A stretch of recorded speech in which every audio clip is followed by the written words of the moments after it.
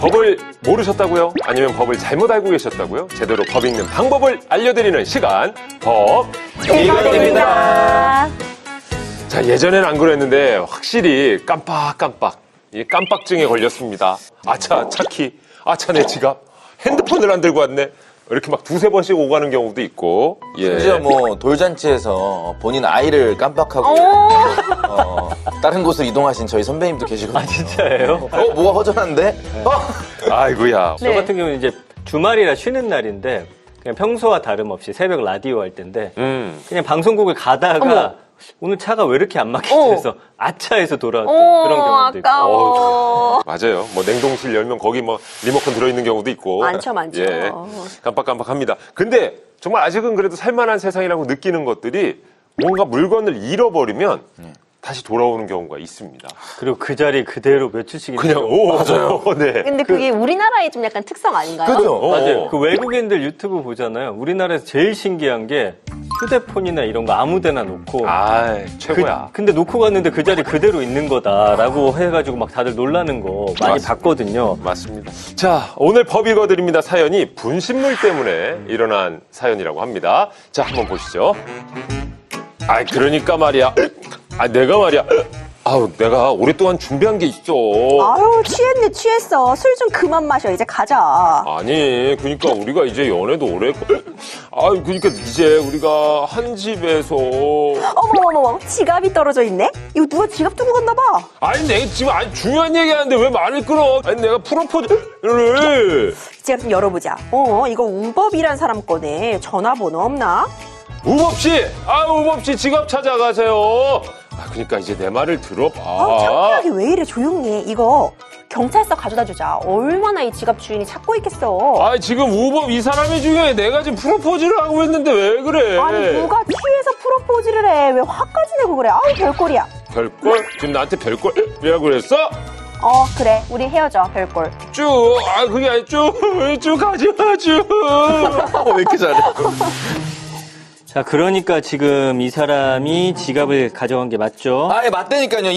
지금 이 부리부리하게 이 못되고 양심 없고 그 냉혈한 같이 생긴 이 남자가 제 지갑을 자기 가방에 넣었잖아요. 저희가 이제 전화를 해서 먼저 확인을 좀 해보겠습니다. 띠링, 띠링. 아, 여보세요? 여기 경찰서인데요. 경찰서요? 왜, 우리 쭈한테 무슨 일 생겼나요? 며칠 전에 식당에서 싸우고 저 안 만나주고 있는데, 쭈도 많이 슬펐을 거예요. 아니, 지금 그게 중요한 게 아니라 그 며칠 전에 식당에서 지갑 주우셨죠? 아이, 그 지갑 얘기도 하지 말아요. 그 지갑 때문에 저랑 쭈랑 헤어졌잖아요. 왜 지갑 잃어버려가지고, 제가 그렇지 않아도 오늘 경찰서에 가져다 주려고 했거든요. 근데 우리 쭈가. 아니, 말 돌리지 마시고 지갑 주워서 지금 가지고 계신 거 맞죠? 저거 봐. 지금 말 돌리고 딴소리 하죠. 이 사람 내 지갑 훔쳐갔네. 야! 내 지갑 가져와! 지금 누군데 저한테 도둑이라고 하는 거예요? 저 사람 뭐예요? 두 분 다 쉿. 자, 지갑을 주웠으면 주인을 찾아줘야지. 그거 갖고 계시면 어떡합니까? 지금 경찰서로 와주세요. 넌 딱 걸렸어. 제가요? 경찰서 왜요? 여자친구랑 헤어진 것도 억울한데 경찰서를 제가 왜 갑니까? 예?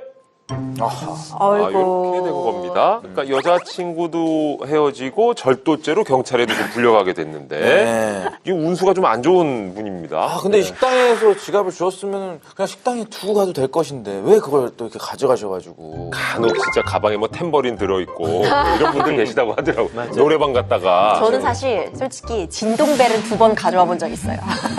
카페에서 카페에서. 쭉 그런 스타일이야? 쭉. 누가 쭉. 가방에 진동벨 넣어서 갖다 드린 적이 있어요. 쭉. 그러니까 저희는 이렇게 웃으면서 넘길 수 있는 에피소드가 아닐까 하지만 자, 실제로 이거 있었던 일입니까? 네, 실제 사건을 저희가 약간 각색을 한 겁니다. 네. 실제 사건은 이래요.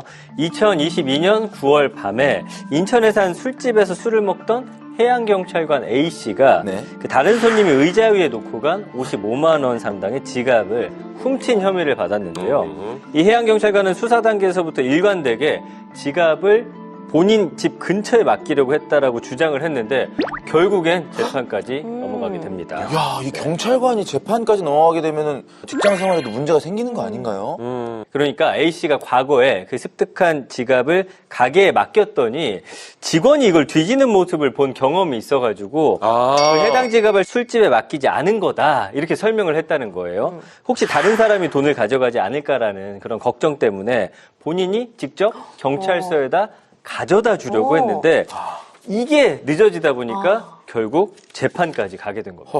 그렇죠. 해양 경찰관이고 아니 저 아르바이트생이 막 뒤지는 걸 봤으니 차라리 내가 직접 갖다 주겠다라는 의도는 좋은데 이게 증명할 수가 없는 거잖아요. 그렇죠. 그러니까 잃어버린 사람 입장에서 그냥 내 지갑 계속 갖고 있었던 사람 밖에는 안 되는 거거든요.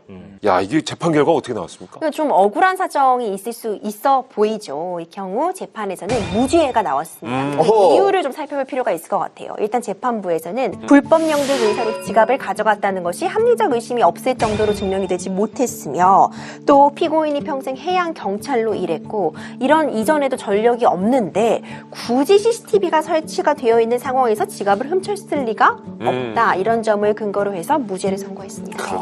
불법 영득 의사가 뭐죠, 쭈? 네, 쭈가 좀 답변을 해보자면 네. 이 불법 영득 의사가 굉장히 중요한 개념이에요. 근데 말이 좀 어렵죠. 그러니까 예를 들어서 제가 지금 여기다 놓여있는 뭐 물건 펜 있으면은 제가 가져갈 수도 있잖아요. 네. 근데 잠깐 빌린 걸 수도 있고 아니면 똑같이 생긴 펜이어서 헷갈려서 이 펜을 가져올 수도 있습니다. 그런데 이거 기리 씨 펜이지만 내가 절취할 의사, 내가 갖고 오고 싶은 의사, 훔칠 의사가 있었다면 불법 영득 의사가 있다고 법적으로 보거든요. 불법 영득 의사라고 하는 것은 결국 쉽게 표현하자면 훔쳐올 의도를 가지고 가져오는 것이다. 남의 것을 절취할 의도가 있다라고 하는 거죠. 이거 축구에서 약간 저기 핸드볼 파울하고 비슷한 겁니다. 네. 내가 그렇죠. 팔로 막을 의사가 있는 채로 휘둘렀느냐, 아니면 팔이 딸려갖고 그렇죠, 내가 그렇죠. 움직이다가 내 팔에 닿았느냐. 그렇죠. 요거 약간 축구에서 비유하자면 그런 느낌이에요. 그렇죠. 근데 이거 증명하기가 좀 어려울 것 같아요. 증명하기가 좀 어려워. 이걸 증명이 안 되면 결국 또 처벌을 받을 수도 있다는 거 아닙니까? 실제로 이런 사건이 있었어요. 2017년에 ATM기에서 타인이 꺼내가지 않은 현금 10만 원을 가져간 남성이 있었는데요. 네. 그 현금 주인의 분실신고를 받은 은행 측에서 자체 조사를 통해서 이 씨가 이 돈을 가져간 거를 포착을 했고 네. 정황을 이 씨는 은행에서 사실 확인차 이제 연락이 오니까 범행 24시간 가량 뒤에 경찰에다가 습득 신고를 그제서야 한 거예요. 결국 재판에서는 이제 절도죄로 이제 판명을 받고 벌금 50만 원을 선고받게 됐습니다. 야, 은행에서 연락을 했는데 자신이 피했으니 나중에 돌려줘도 의심할 만하네요, 이거는. 결국 돌려주지 않은 돈 10만 원 때문에 50만 원을 내게 생겼어요. 이게 절도죄로 처벌이 되네요. 그렇죠. 앞서 제가 설명드렸었던 그 불법 영득 의사가 인정이 되면 절도죄로 처벌이 되는데 절도죄는 6년 이하의 징역 또는 1,000만 원 이하의 벌금에 처해질 수 있어서 처벌 수위도 높다고 볼 수 있습니다. 자, 그러면 주인이 누군지도 모르고 그냥 길거리에 떨어져 있던 물건을 주워서 내가 그냥 썼다. 이것도 절도죄가 됩니까? 이거 어렵습니다. 자, 이 경우에는 점유, 이탈물, 횡령죄라는 또 개념이 들어가게 돼요. 근데 이 점유, 이탈물, 횡령죄는 조금 다릅니다. 그러니까 버려진 물건이라던가 아니면은 유실물, 표류물 이런 표현을 쓸 수 있을 것 같은데 그렇게 타인의 점유를 떠나 있는 물건을 횡령한 경우에는 절도죄보다 더 약한 처벌이 내려져요. 그러니까 1년 이하의 징역 또는 300만 원 이하의 벌금에 처해지게 되는데 거리에 지갑이 떨어져 있으면요. 그 주인 찾기 쉽지가 않겠죠. 네. 그리고 이게 누가 잃어버린 건지 이게 누군가가 지금 아예 일부러 버린 건지 이런 부분이 좀 애매할 수 있는데 그러면 일종의 점유이탈물 횡령죄. 그런데 만약 식당, 은행 이렇게 좀 좁은 장소에서 카운터에 맡길 수 있다거나 비교적 쉽게 특정될 수 있는 사람의 물건을 가져가면 절도죄가 될 확률이 더 높다. 이렇게 대략적으로 분석해 볼 수 있습니다. 그렇군요. 제가 예전에 저희 집 앞에서 제 옷이랑 뭐 이런 짐더미를 잠깐 어디 올려놨는데 그 옆이 바로 이제 폐지랑 이런 것들 버리는 곳이었어요. 그래서 누가 봐도 재활용 버린 거네. 네, 그래서 그 리어카를 끌고 아저씨 한 분이 그걸 다 실어서 가지고 가고 계시는 거예요. 그래서 제 거다 하고 돌려받았는데 만약에 이런 경우도 그러니까 길거리에 버려진 것 같아서 주웠을 뿐인데 주인이 나타나서 내 거 훔쳐갔어 이러면은 처벌을 받을 수 있다는 건가요? 이게 사실 굉장히 상황에 따라 애매할 수 있습니다. 이런 경우 사실 절도죄까지는 아니어도 점유이탈물 횡령죄는 적용이 될 수도 있거든요. 그러니까 유사한 사례가 하나 있었어요. 카메라를 습득을 했는데 쓰레기장 옆에서 버려져 있던 카메라인 줄 알고 가져온 사건이 있었습니다. 점유이탈물 횡령죄로 고소가 되었는데 무죄를 받았어요. 그러니까 이게 쓰레기장에서 이 카메라를 습득을 했는데 그렇다면은 이게 버려졌을 것이라고 생각하기가 훨씬 합리적인 판단이라는 거죠. 이때는 무죄를 받았거든요. 그렇기 때문에 그 상황을 좀 맥락을 볼 필요가 있습니다. 야, 그러니까 저기 쓰레기장만 좀 지켜보고 있다가 누가 놓고 가기만 해봐 아주. 아, 이건 좀 웃자고 하는 소리고요. 자, 근데 이제 반대로 다른 사람한테 그 사람의 물건을 좀 찾아서 돌려준다. 이런 보상금도 저희가 주는 경우 있잖아요. 핸드폰이라든지 진짜 네. 지갑 같은 경우에도. 네. 이게 뭐 법적으로 명시가 돼 있는 겁니까? 사례금. 사실 이제 유실물법이라는 게 있는데 뭐 물건 값의 뭐 5에서 20% 정도의 범위 내에서 뭐 분실물 사례금을 지급할 수 있다는 규정이 있기는 한데 이 부분이 어떤 강행 규정은 아닌 거죠. 그러니까 이렇게 분실물을 찾아줬는데 내가 이 정도 살해를 안 했다고 해서 형사처벌을 받는다거나 하는 것은 그건 또 아니에요. 아닙니다. 자, 김기리 씨의 오늘의 한 줄평. 자, 민폐를 당한 사람이 어쨌든 처벌을 받은 케이스긴 합니다만. 네, 김기리의 법 읽어드립니다. 한 줄 평 가도록 하겠습니다. 분실물을 발견했을 땐 112, 분실물을 잃어버렸을 때는 로스트 112. 네, 로스트 112가 경찰서에서 관리하는 유실물 센터라고 하더라고요. 이곳에 가서 잃어버린 물건들을 꼭 찾으시길 바라겠습니다. 자, 봄철 이제 여행 가는 분들 정말 많으실 텐데요. 들뜬 마음에 뭐 지갑, 핸드폰, 카메라 잃어버리지 않도록 잘 챙기시길 바라겠습니다. 오늘 준비한 내용은 여기까지입니다. 다음 시간에도 우리들의 법과 함께 해주세요. 우리들의 법 다음 시간에도 함께해요. 함께해요.